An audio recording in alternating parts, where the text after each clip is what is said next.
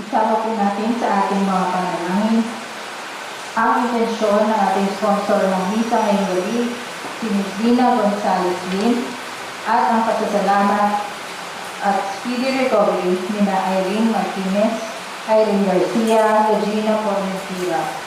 Ganon din ang mga kaluluwa na Emmanuel Sr., and Junior, Leticia Benedicto, and CJ Navarro, Captain Abelardo, and Dr. Ofelia Garcia, Dominador Manuel, Angela, Wally, Pedro, and Africa, Magno, and Kenny, at Lisa E. Benito.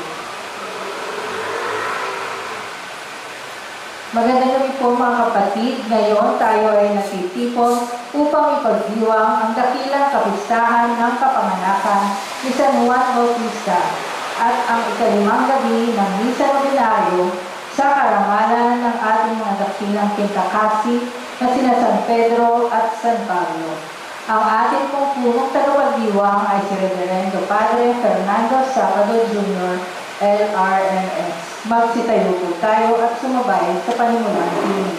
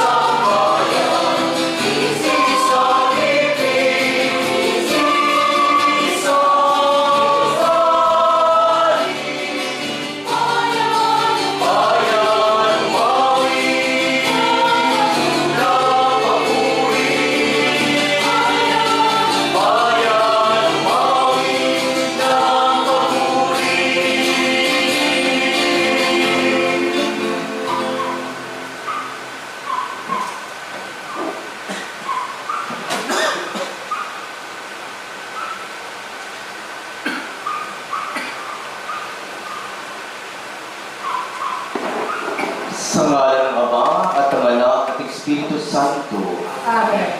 Sumainyo ang Panginoon. At sumayo rin. Ngayon po ay dakilang kapistahan ng pagsilang ni San Juan Bautista. At yun din po ang ika-5 araw ng ating paghahanda para sa ating kapistahan sa patron sa sina San Pedro at San Pablo.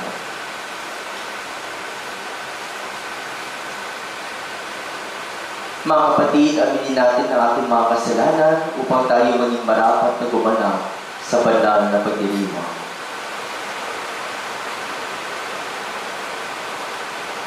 Inaamin ko sa mga pangyayari ng Diyos at sa inyong mga kapatid na lubha ako ng kasala sa isip, sa salita at sa gawa, at sa aking pagkukulang.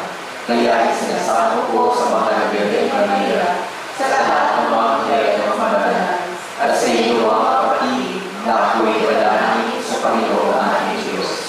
Kaawaan tayo ng mga pangyarihang Diyos. Patawarin tayo sa ating mga kasalanan. Patubayan tayo sa buhay na walang hanggan. Amen. Panginoon, kaawaan mo kami. Panginoon, kaawaan mo kami. Kristo, kaawaan mo kami. Kristo, kaawaan kami. Panginoon, kaawaan mo kami. Panginoon, kaawaan kami.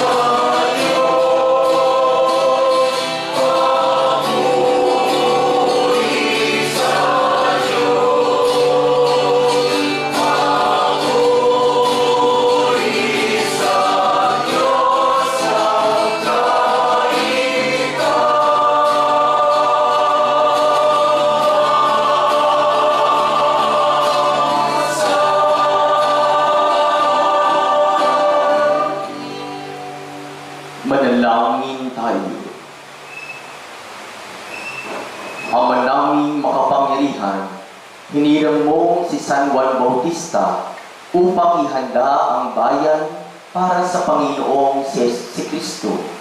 Ipagaloob mong magalak sa Espiritu ang iyong bayan at patubayan ang kalooban ng tanan sa daan ng kaligtasan at kapayapaan sa pamamagitan ni Kristo kasama ng Espiritu Santo magpa sa walang hanggan. Amen.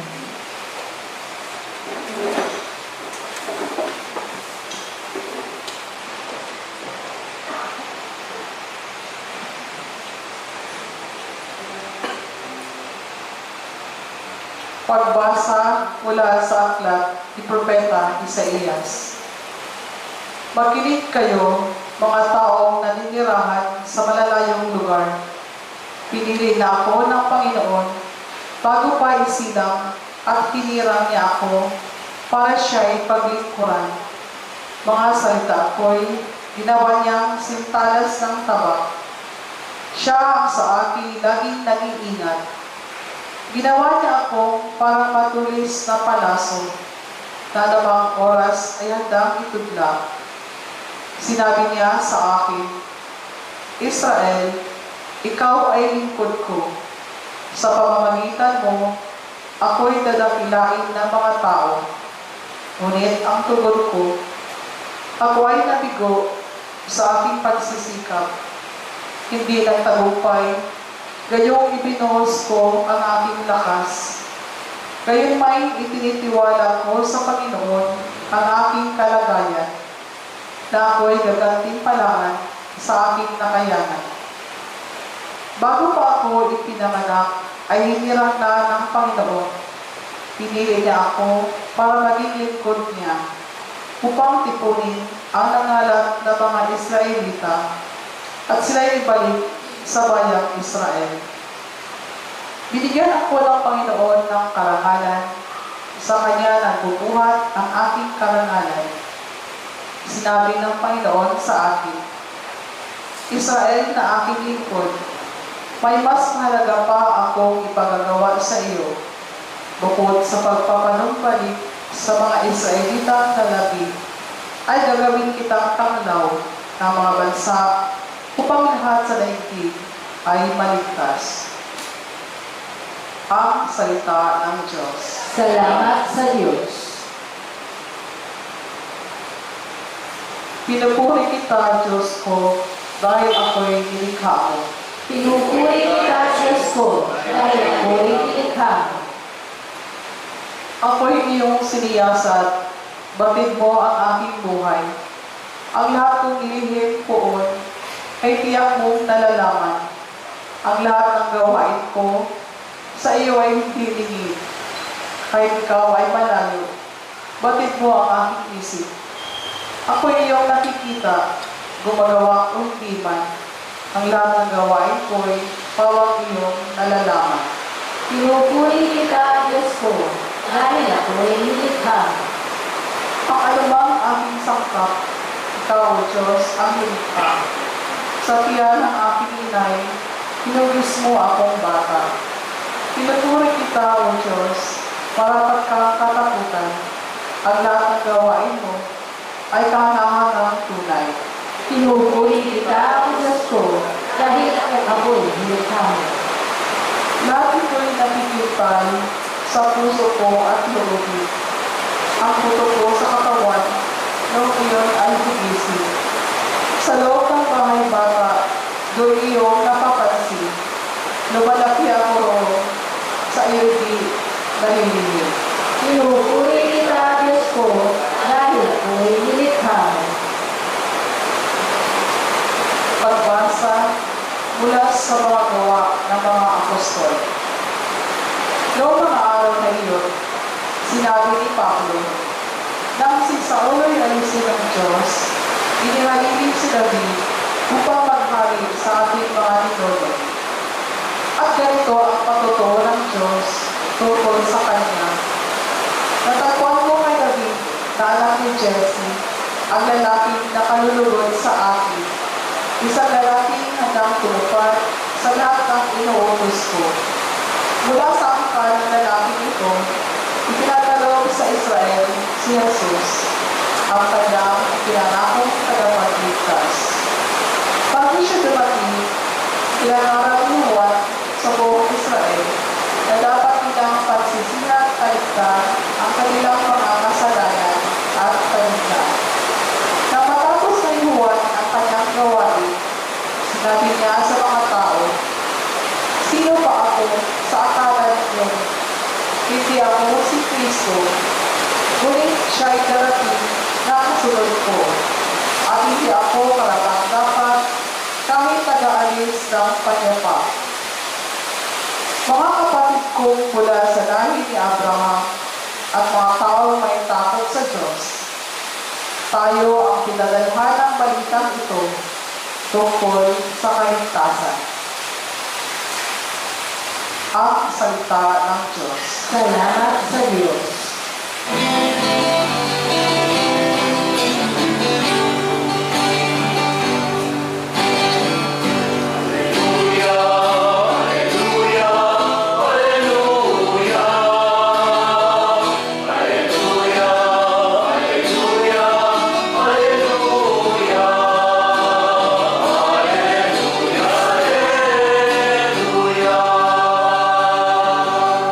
Ikaw, Juan, ay propeta, sinugo upang manguna sa manlulubos ng sala.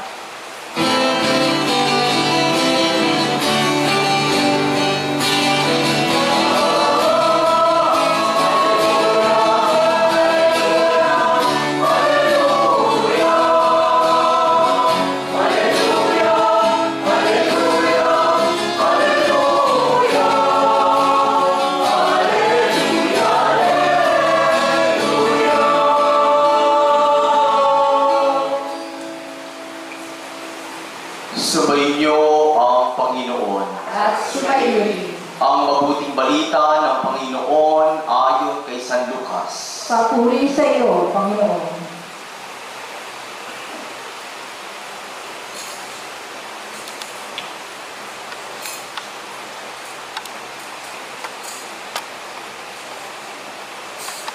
Dumating ang oras na panganganak ni Elizabeth at nagluwal siya ng isang sanggol na lalaki.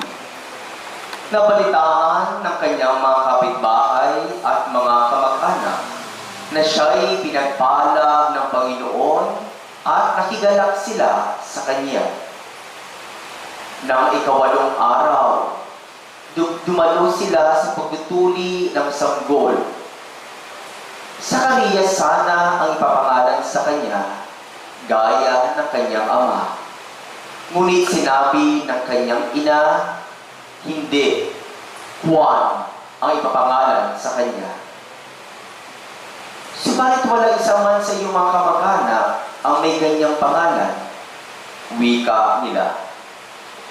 Kaya hinudyatan nila ang kanyang ama at itinanong kung anong ibig niyang itawag sa sangkol.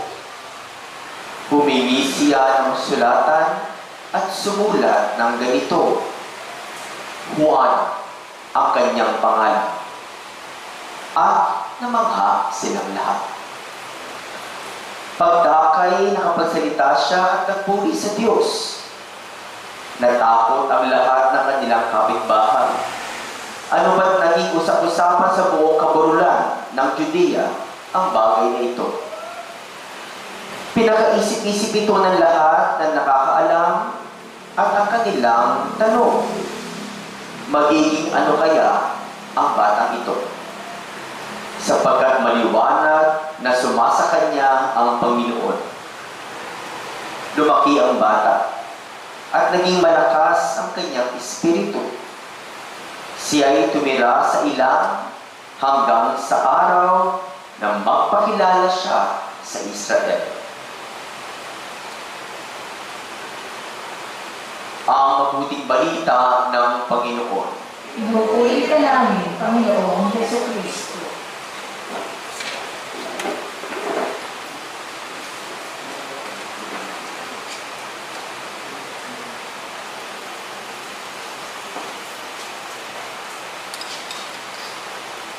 Magiging ano kaya ang batang ito? Ito po ang mga katanungan ng mga taong nakasaksi sa misteryo na naging dahilan sa pagsilang ng forerunner or naghanda sa pagdating ni Jesucristo na si Juan Bautista. Kaya naman po umuulan. Talagang pinaparamdam talaga na kapistahan ni Juan Bautista. Hindi ko alam kung nakaranas ko kaya basa ngayon. So kung hindi basa sa pagbato ng tubig, at least nabasa tayo sa ulan. Okay?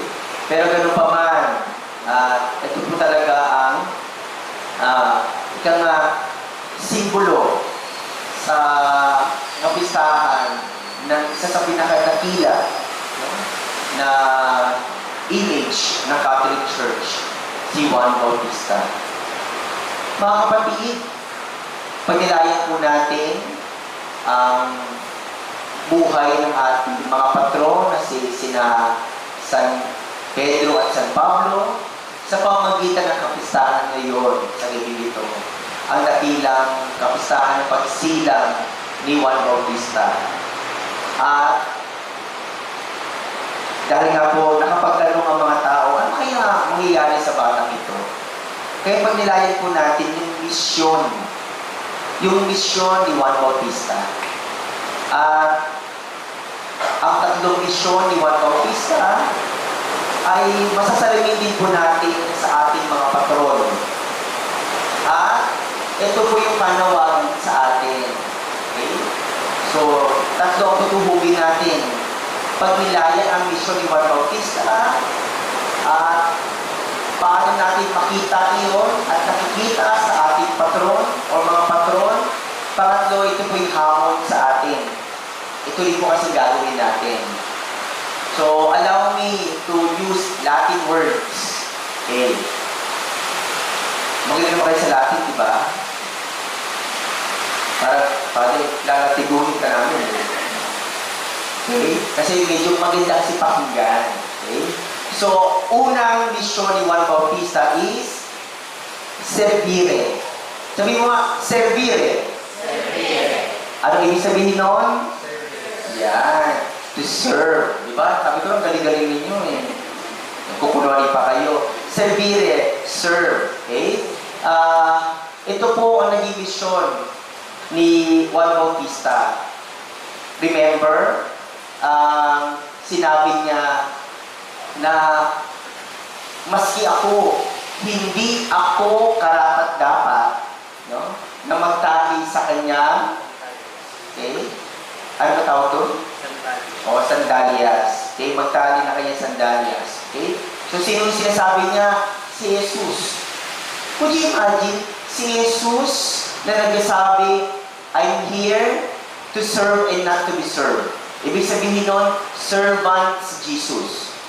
Kung si Juan Bautista, sinabi niya, hindi ako karapat-dapat na magtali.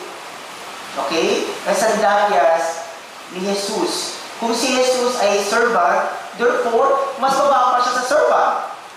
Right? He is the servant of all servants. Okay? Yan ang servire. Okay? Kaya naman, hindi nakakapagtaka na talagang dakila ang kapistahan ni Juan Bautista. Kagaya ng pagsilang ni Jesus, okay, December 25, to naman, June 24, pagsilang niya.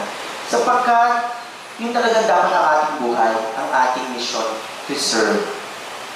Mga kapatid, binigyan tayo ng kapangyarihan ng Diyos. Isa lamang ang kadahilanan. Magsilbi. Okay? Kung ano man kayo, kung ano man meron sa inyo, kung ano man ang biyaya na nagkakalog sa inyo, there's only one reason. Okay? To serve. Kaya naman, wag natin ipagkakait ito. Okay? At ang ating dalawang patron, si San Pedro, San Pablo, nakitaan natin sila ng pagsisilbi. Okay? So, ayan. Okay? So si San Pedro, okay? Pinagsilbihan niya si Jesus for 3 years. At pinagsilbihan niya din bilang leader ng mga apostoles ni Jesus. Okay? At ganyan din si San Pablo. Okay? Kahit naman siya'y nasa kulungan, pinagsisilbihan pa rin niya. Okay? So bago siya makulong, ang dami niyang bilibot ng mga komunidad. At kahit nakakulong na, pinagsilbihan niya pa rin. Okay? Sa pamamagitan ng pagsusulat. At ito po ang halos laman ng ating Biblia ay ang mga sulat ni San Pablo. Kaya, to serve. Kaya mga kapatid, sana yun din po ang hamon po sa atin. Okay? Kaya napakaganda po, no? Na nandito po tayo sa luminaryo para magnilay-nilay. Na hindi lang tayo paupo-upo. Okay? Nag-isimpi po tayo. In one way or another, okay?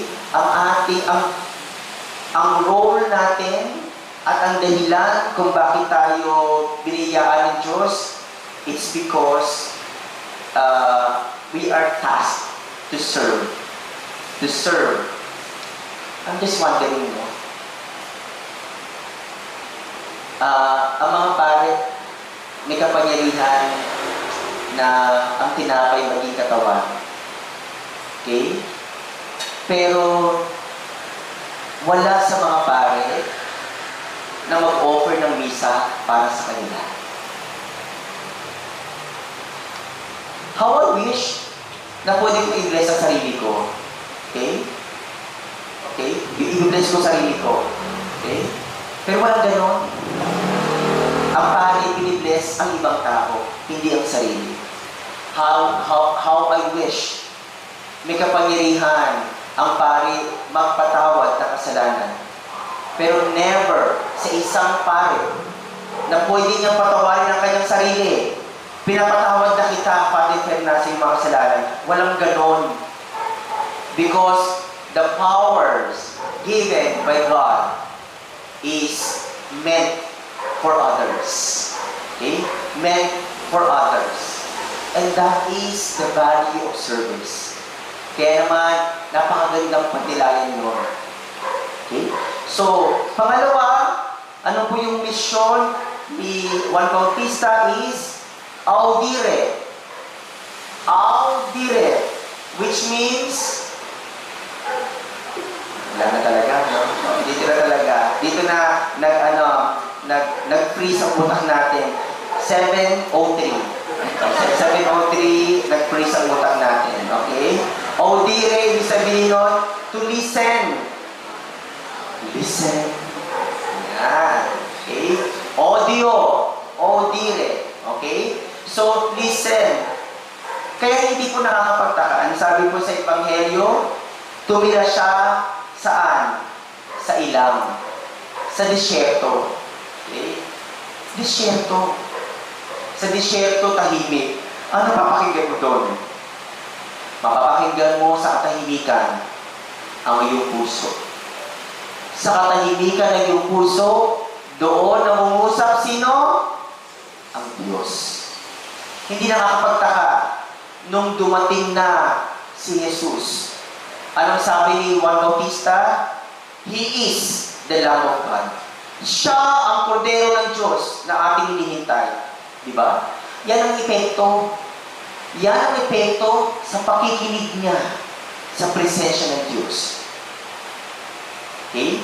At ganoon din po. Okay? Dahil nga, for 3 years, nakinig si San Pedro, okay, sa paanan ni Jesus bilang disipulo. At kaya naman, lahat ng kanyang ginagawa ay produkto ito ng pakikinig.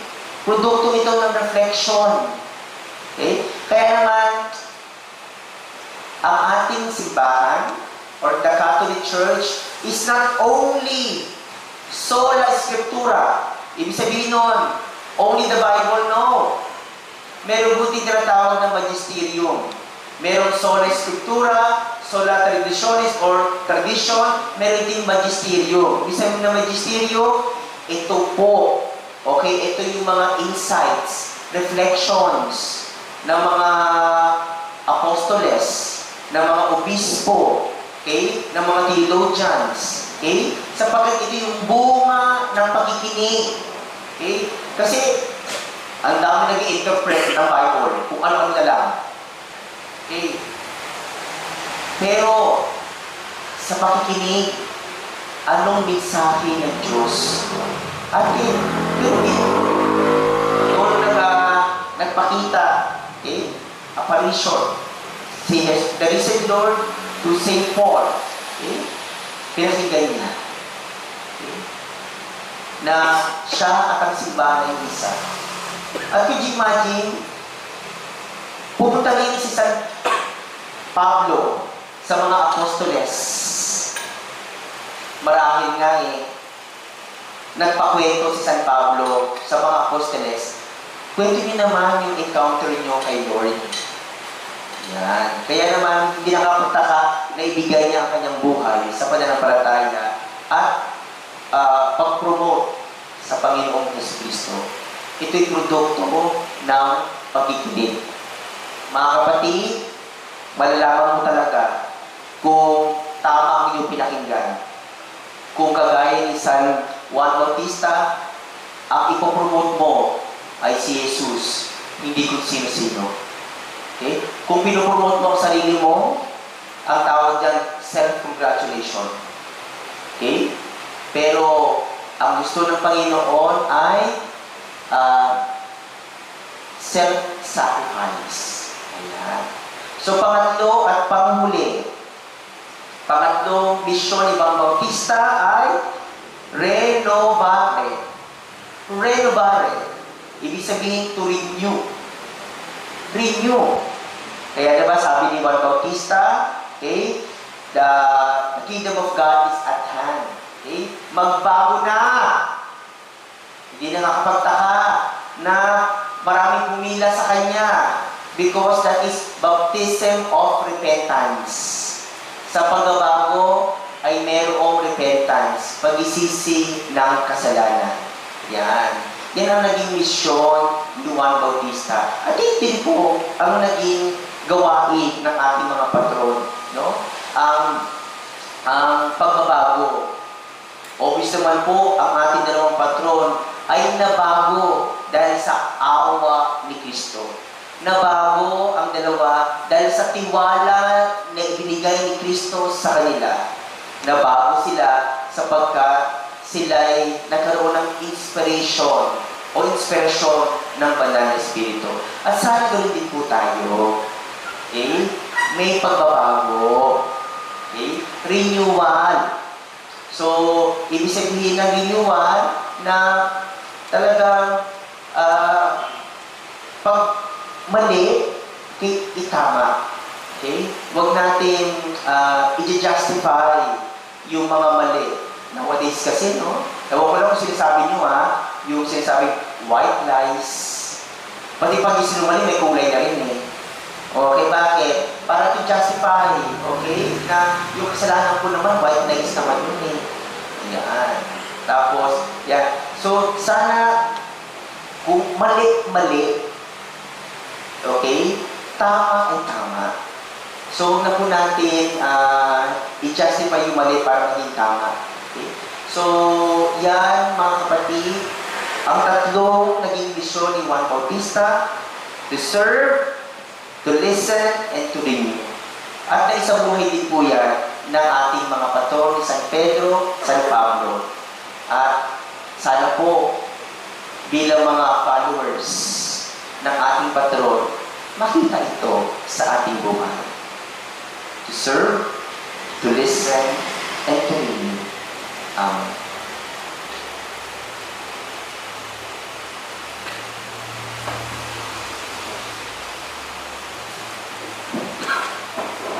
Sa unang saglit pa lang, ang kanyang buhay tinawag na si Juan Bautista upang ipahayag ang pagdating ng liwanag sa mga bansa, ang pag-asa ng mundo.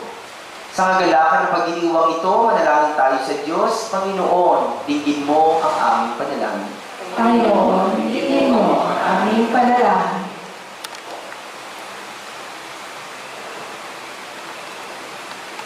Ang simbahan naway palakasin ng banal na Espiritu sa pagpapahayag ng mensahe ng kaligtasan hanggang sa dulo ng mundo. Manalangin tayo. Panginoon, hingin mo ang aming panalangin. Ang mga pinuno ng mga bansa naway maging kasangkapan ng katotohanan at katarungan at akayin ang kanilang mamamayan sa daan ng kapayapaan. Manalangin tayo sa Panginoon. Panginoon, hingin mo ang aming panalangin. Tayo naway makarating kung saan tayo inaakay ng ating pananampalataya patungo sa kaligtasan ng ating kaluluwa. Manalangin tayo sa Panginoon. Panginoon, hingin mo ang aming panalangin. Ang mga dukha at tagdurusa naway magkaroon ng bagong pag-asa sa pangako ng kalawalhatian ni Kristo. Manalangin tayo sa Panginoon. Panginoon, hingin mo ang aming panalangin. Ang mga kasalanan ng mga yumaong tapat sa Panginoon naway alisin ng Kordero. Manalangin tayo sa Panginoon. Panginoon, hingin mo ang aming panalangin. Ama ng panahon at kawalang hanggan, hinahanap mo at sinasaliksik ang aming mga pangailangan bago pa man kami humingi sa iyo. Sa tulong ni Juan Bautista, kahabagan mo kami at bigyan ang aming mga panalangin sa pamamagitan ni Kristo na aming Panginoon. Amen.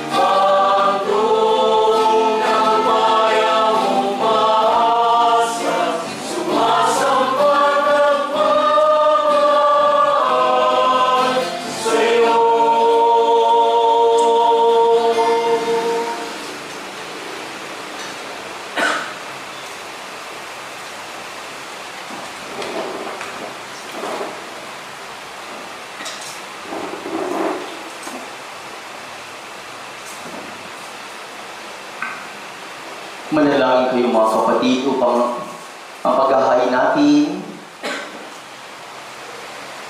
ay kalugdan ng Diyos Amang makapangyarihan.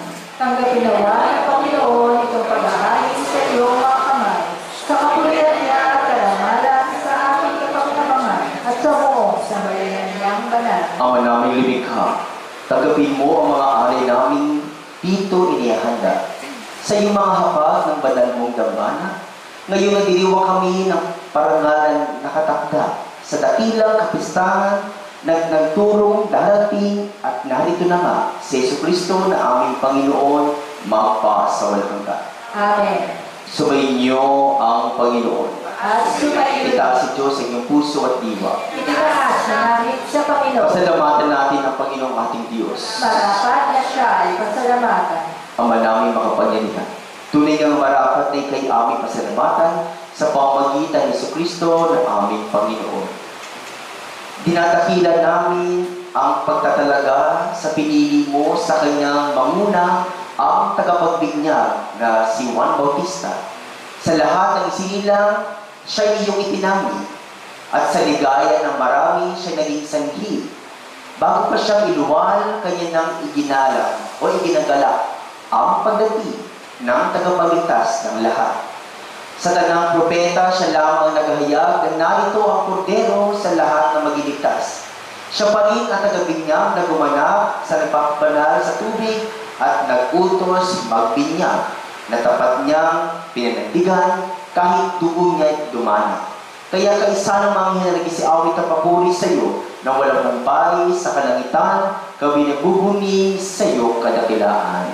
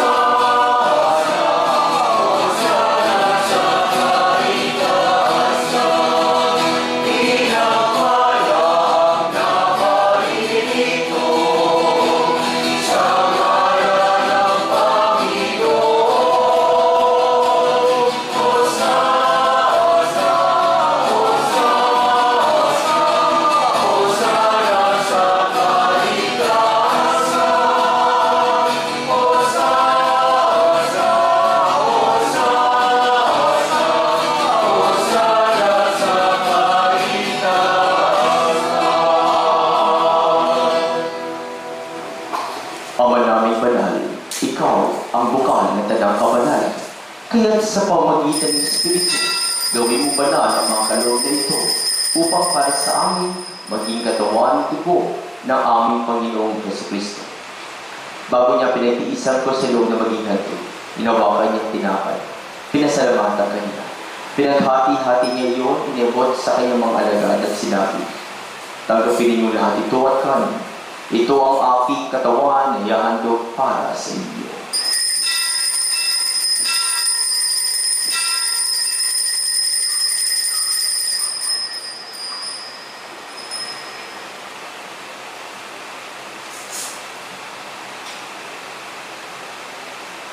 Gayon din naman nung matapos ang hapunan, nawakan niya ang kalis.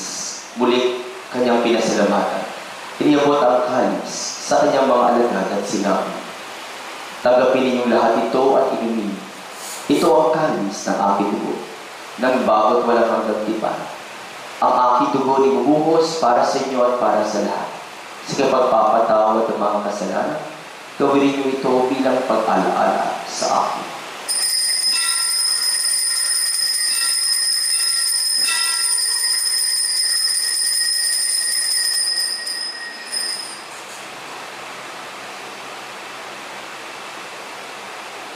Ipagbunyi natin ang misteryo ng pananampalataya.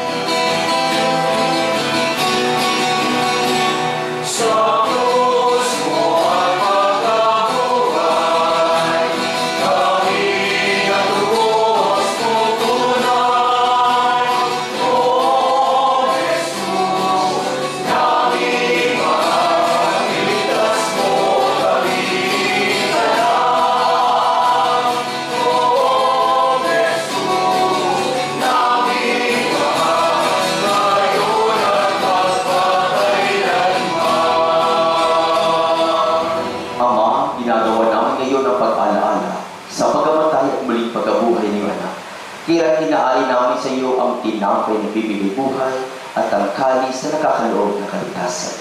Kami nagpapasalamat dahil kami yung minarapat at tumayo sa iyong harapan para maglingkod sa iyo. Sinasamo namin kami magkasalo-salo sa katawan ng Dugo ni Kristo ay mabuklod sa pagkakaisa sa pamamagitan ng Espiritu Santo. Ama, lingapin mo ang iyong simbahang naganap sa buong daigdig. Puspusin mo kami ng iyong pag-ibig. Kaisa ni Leon na aming Papa ni Elias at aming Obispo at ang Tanang Kaparian. Alalahanin mo rin yung mga kapatid namin na himla na may pag-asa at sila'y muling mabubuhay gayon din ang lahat ng mga pumanap. Kaawaan mo sila at patuloyin sa iyong kaliwanagan. Kaawaan mo at pagitapatin kami lahat na makasalo sa iyong buhay na walang wakas. Kaisa ng mahal na Birhen Maria, Ina ng Diyos, kaisa ng mga apostol at lahat ng mga banal na nabuhay dito sa daigdig na kalugod-lugod sa iyo. May pagdiwag naman namin na pagpupuri sa kararangan mo sa pamamagitan ng anak na aming Panginoong Jesucristo. Sa pamamagitan ni Kristo, kasama niya at sa Kanya, ang lahat ng parangal at papuri ay sa iyo, Diyos amang makapangyarihan, kasama ng Espiritu Santo, magpa sa walang hanggan.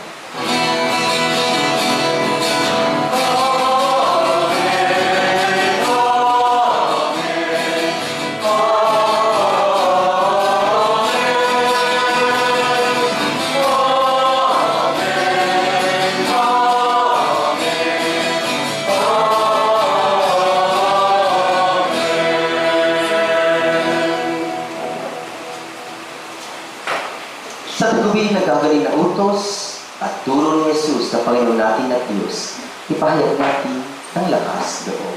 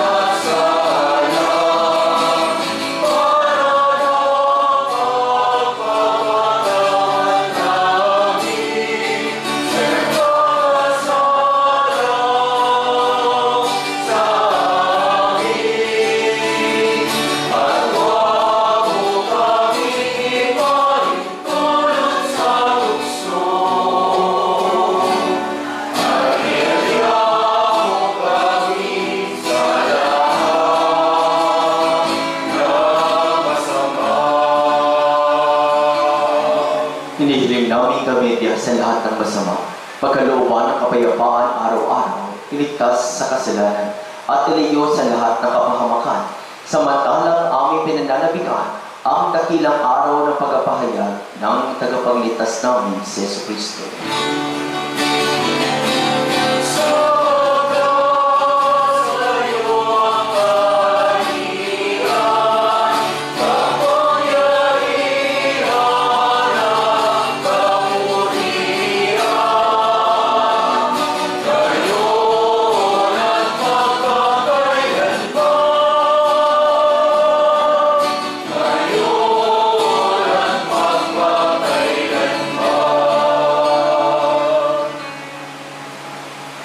Panginoong Jesucristo, sinabi mo sa iyo mga apostol, kapayapaan ang iniwan ko sa inyo, ang aking kapayapaan na binibigay ko sa inyo.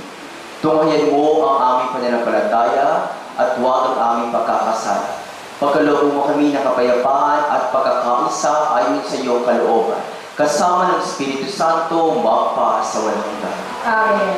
Ang kapayapaan ng Panginoon ay laging sumainyo. At sumayin Magbigayan kayo ng kapayapaan sa isa't isa.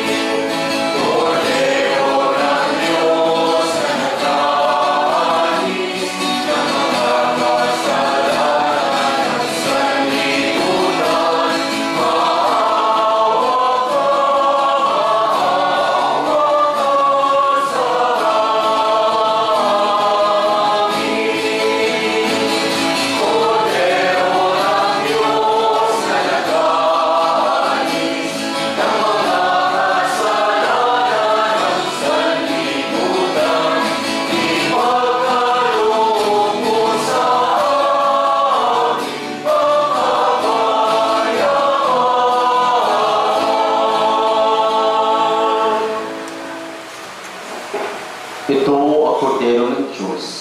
Ito ang nag-aalis ng mga kasalanan ng sanlibutan. Mapalad ang mga niyahan sa kanyang banal na bibig. Panginoon, hindi ako karapat-dapat na magpatuloy sa iyo. Ngunit sa isang kagutangan lamang ay gagalit na ako.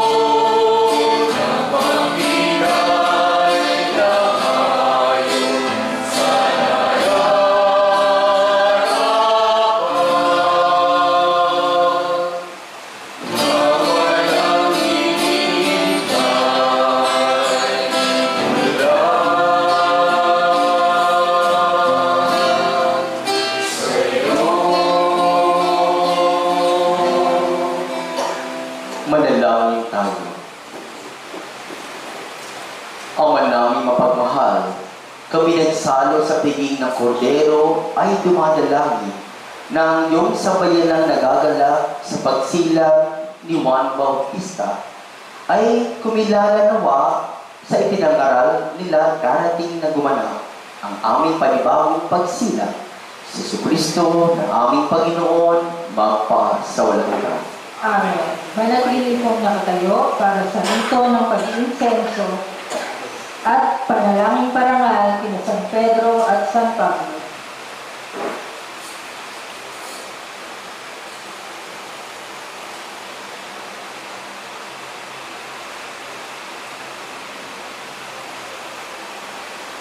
Tinig nila sa buong daigdig ay narinig, Pati mga wika nila ay lumatay pati sa hangganan nito.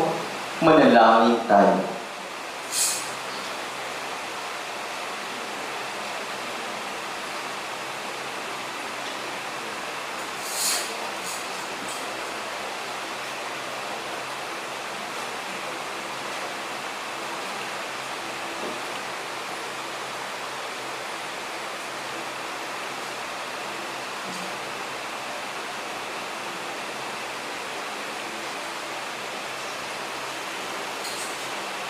Ama naming makapangyarihan, nilulhati kanila San Pedro at San Pablo, mga apostol, sa pagdanak na kanilang mga dugo.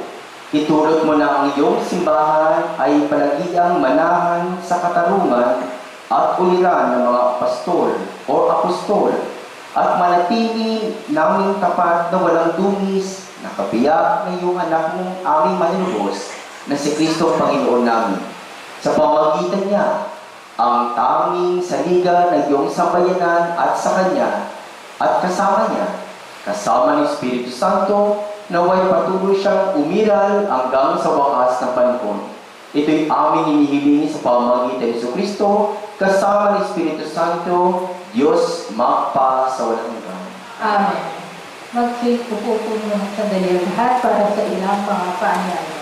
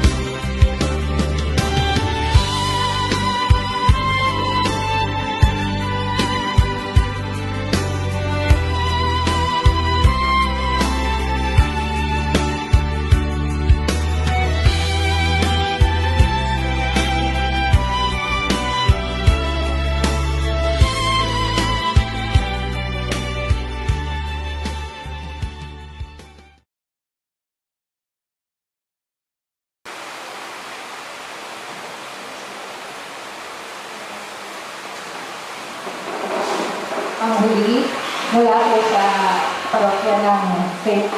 Pedro at Trinity Parish, kapamunuan ng Chapel of Saints Peter and Paul at ang komunidad. Patuloy namin pinahati ng aming pagkasalamat kay Reverendo Padre Fernan Sabado sa patuloy na pakikipagdiwa ng aming misa sa nobenaryo para sa parangal kay San Pedro at San Pablo. Maraming salamat po. Salamat din po.